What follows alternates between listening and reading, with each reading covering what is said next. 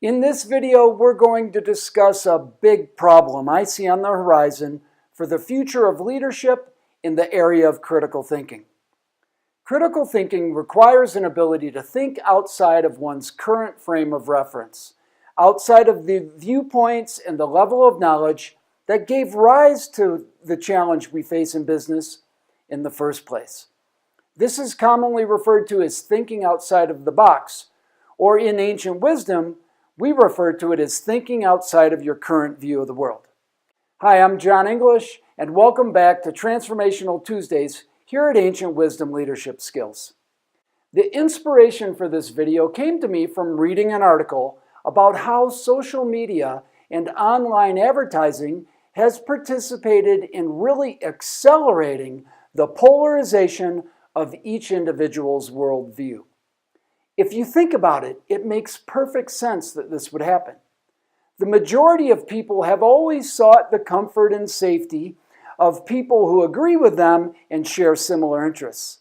The problem with this has always been that it can lead to an ever-narrowing view of the world. This article pointed out, and I agree, that social media and online advertising pose a real challenge in fighting off polarization.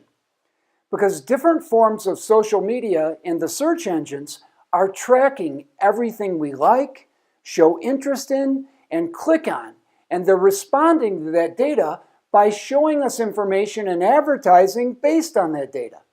So the end result is everyone is getting their current view of the world confirmed based on what they already like and have shown interest in.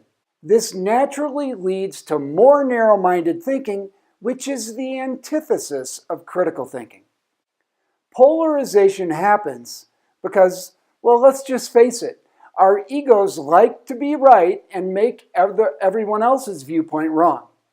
As we look down the road we're on and the introduction of artificial intelligence being used in social media and online advertising, it's difficult to see how we're going to stem this polarization without taking intentional action to do so. The really big problem for leadership is that it involves honing one's ability to think critically and an ability to develop rapport with many different types of people. Growing as a leader, continuing to hone these two essential leadership skills is next to impossible if a person is polarized against people who view the world differently than they do.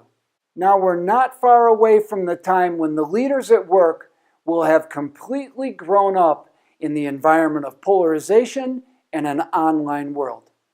I feel strongly that leadership development is going to need to include education on how this happened and on the importance for leaders to avoid polarization for good critical thinking skills, and the leadership skills necessary to lead people with different worldviews and personalities. How do you maintain being open as a leader to other viewpoints? This is John. Until next time, lead with a commanding presence.